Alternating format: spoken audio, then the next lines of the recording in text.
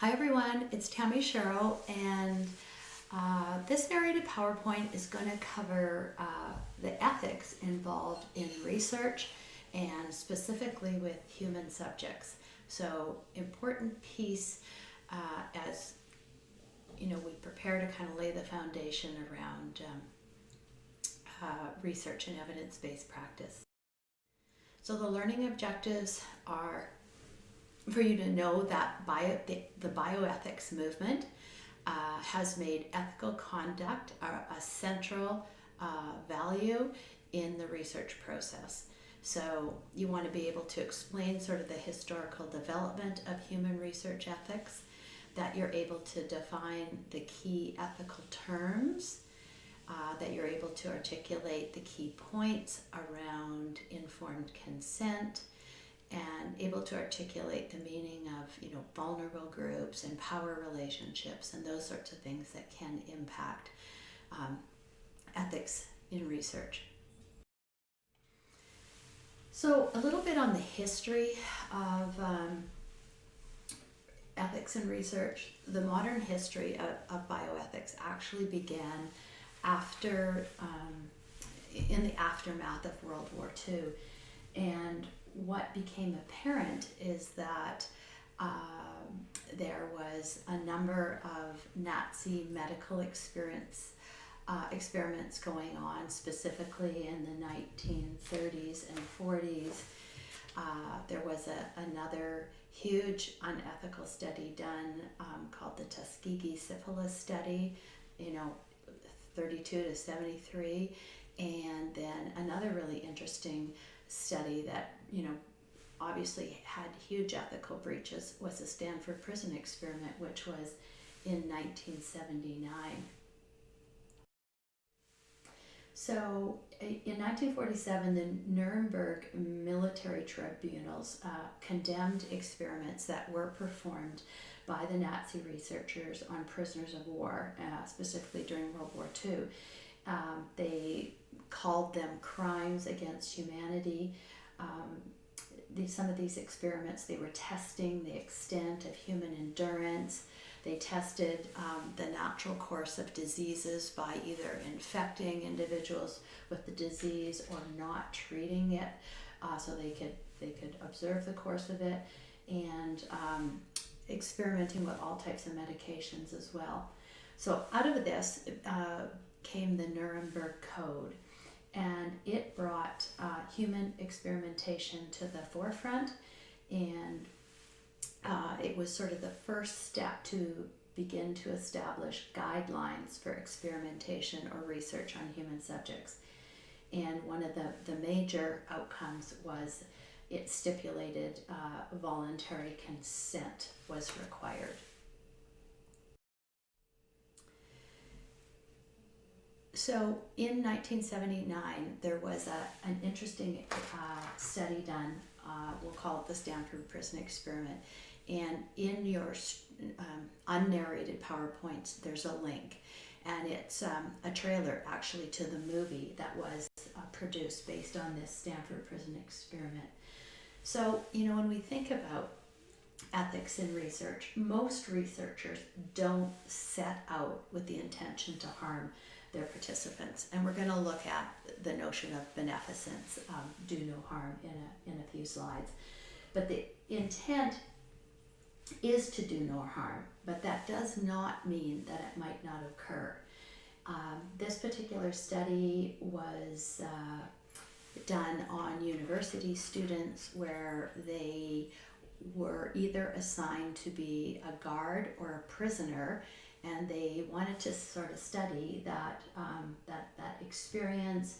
And the study was actually set to run for 3 weeks, but was abandoned after only 6 days due to the psychological trauma the prisoners were experiencing from other university students who were assigned to the guard role. So watch the little trailer. It's quite eye-opening. So I'm going to talk a little bit about the core principles that are applied to research studies, research projects.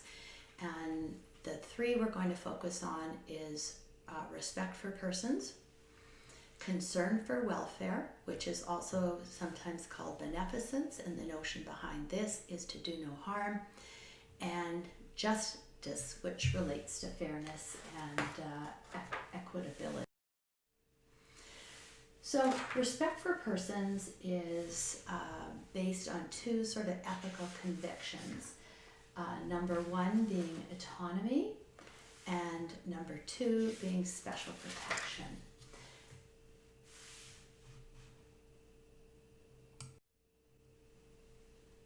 Okay, let's look at each one of these separately. So autonomy basically is allowing the research participant to be autonomous, and it basically relates to this notion of informed consent. And so within the consent form that research participants sign, there should be detailed information about what the study is involved and what will be expected of them as a participant. So the researcher needs to have full disclosure on what the study entails. It also should address anonymity and confidentiality, and these are particularly important so that when the research is published, we can't identify the findings or link them with specific individuals. And when we look at qual and quant research in the upcoming classes, we'll dive in a little bit more as to how anonymity and confidentiality can be protected. In qual research, it might simply be de-identifying the data from an interview transcription and that sort of thing. However, in some cases, full disclosure could totally undermine the study. This doesn't relate so much to research in healthcare, but certainly in sort of research in general. So, if we were going to observe, say, students working within the classroom, and we told them that we would be observing them, they might change their behavior. Another interesting study was done on hand washing and whether the provision of a visual reminder and alcohol prep pads would increase the incidence of stethoscope disinfection. Sorry, it wasn't hand washing, it was stethoscope disinfection. Well, if we tell people exactly what we're doing, that might impact their behavior. And so sometimes consent is waived, but only waived if there is no possible harm to the participant. So we do sometimes covertly collect data and that type of thing just to be able to conduct the study. Comprehension, the consent form has to be in readable language that's understandable. Often we say around a grade 7 readability is kind of standard for consents. And the consent needs to address voluntariness, which means there'll be freedom from coercion or bribery of any type to convince participants to do the study. So one guideline is, a lot of studies offer incentives, right? They might say, oh, we'll give you a gift card, or we'll pay for your parking, or those sorts of things. So as long as the incentive is not more than $25, they say that is not a bribe or being coercive and getting them to comply. The other piece is the freedom to withdraw. So at any time in the study, they can pull out, no questions asked, and their data would be destroyed. Special protection really relates to those participants who we might consider vulnerable. And so, you could just think for a moment who, in the course of a research study, what participants might be considered vulnerable. And some of the examples certainly would be children. And so, if we want to study children, who's going to be consenting? So typically the parent would consent, or the guardian or the caretaker. But if the child is of early school age, often they will be given the choice to what we call assent. So it's not a consent because they're not of legal age, but they can agree to whether they want to participate. And one study we'll look at this class was on interviewing children about their experience with chronic health conditions, and they were school-age children, and so they assented, but the parent also consented. You can have a look at this little YouTube, which relates to the notion of doing research in children. And there's still situations where we might encounter ethical dilemmas throughout the process, and need to abandon our study or revamp it in some way. Other vulnerable populations might be those that are cognitively delayed or challenged or affected, such as adults with, say, Alzheimer's. It could be anyone who is vulnerable, such as people in prison. Sometimes university students are a target for a lot of studies because they have thousands and thousands of students all in one location where they can gather their data quite easily. So vulnerable populations could be those living on the street, homeless people, those living in extreme poverty, those with alcohol or drug addictions. So we do need to have special protection for those individuals. The second major principle is this notion of concern for welfare or beneficence. Every study must attempt to maximize the benefits of the study as far as the topic they're studying, what it's going to contribute to the knowledge base, if it's been understudied. Sometimes there's actual benefits to participants being involved in research. And we need to minimize the harms. So when your ethics proposal goes forward to the ethics review board, these are things they weigh and consider quite heavily.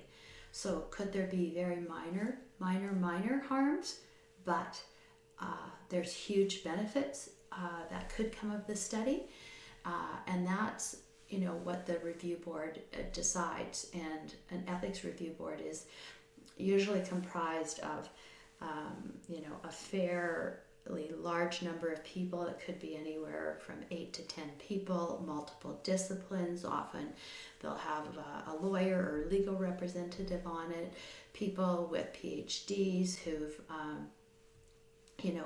completed a lot of research and sort of are able to appraise a study for their benefits and harms.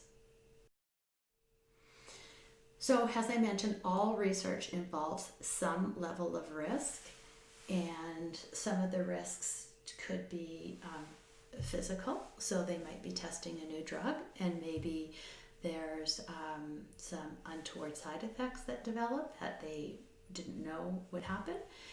It could be psychological risk, as in the case of the Stanford Prison Experiment. But a case that could be applied today is there was an interesting study done a qualitative study where they interviewed parents who had lost a child to death, and they interviewed them about that experience. And we're discovering that a lot of parents were really struggling. They were still grieving. They weren't getting the support they needed. So, how do we address that in the midst of a study? You just don't go in and gather your data and leave. You need to address those sorts of potentials for psychological harm in your ethics proposal. And then there could also be social risks and economic risks. You know, some research projects it could have people needing to be away from work. There could be costs associated with travel, parking, all those kinds of things. But the benefits, there can often be direct benefit just from the experience of participating in the study. So you might have an illness or a condition that actually improves or goes away because of your involvement in the particular study. You might have access to resources that you might not normally have if you weren't in the study. So both direct and indirect benefits. And then some people enter into research just because of that notion of altruism, giving back, expecting nothing in return. And so, you know, they agree to participate because of the potential for the advancement of knowledge.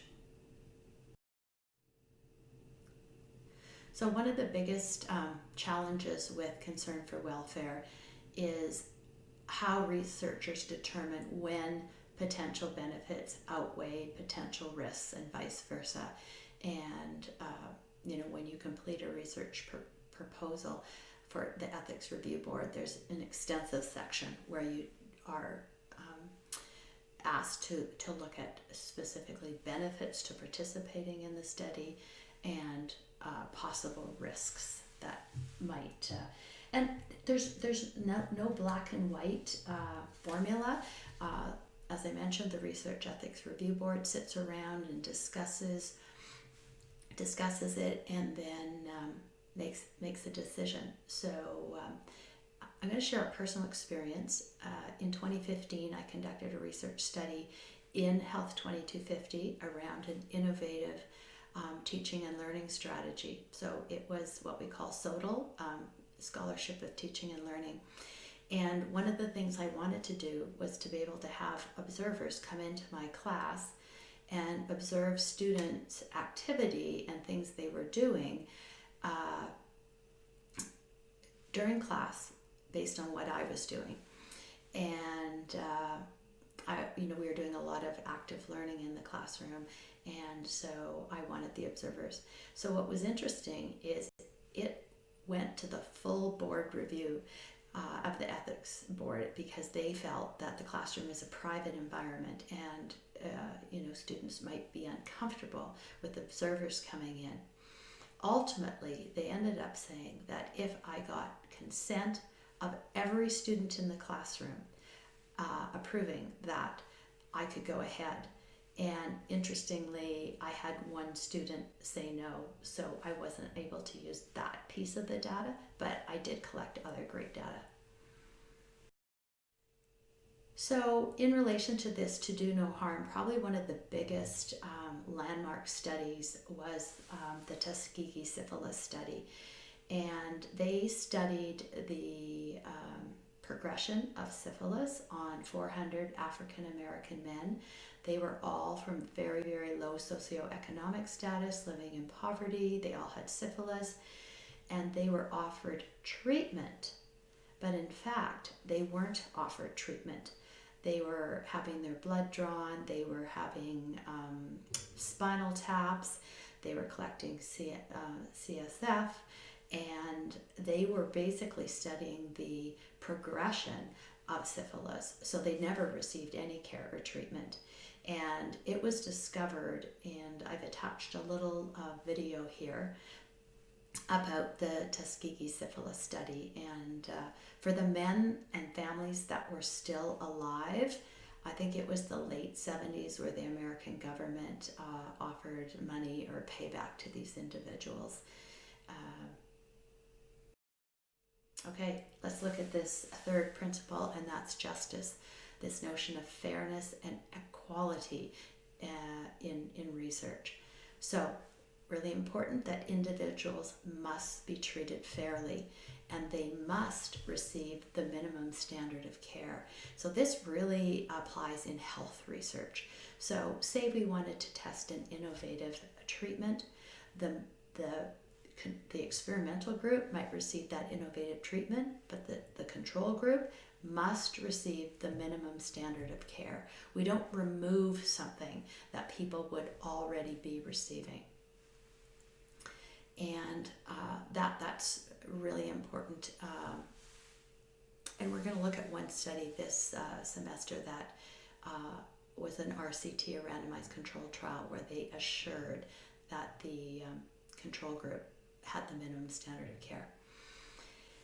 The other notion around justice is equitable distribution of the benefits and burdens of research. So are there certain populations that we aren't studying because they're difficult to study? They might live in a remote location. They might not speak the same language. It might be more difficult to conduct a study in that environment. So do we, avoid those sort of individuals or situations, and do we overburden others because they're very accessible? And that was the example I used of university students. There used to be more research done on women than men, and children would be another example. So the role of the researcher in relation to justice is to conduct equitable recruitment of participants. So the researcher needs to ask themselves whether groups are considered for inclusion simply because of their availability, maybe their compromised position, or their vulnerability, rather than for the reasons directly relating to the problem being studied.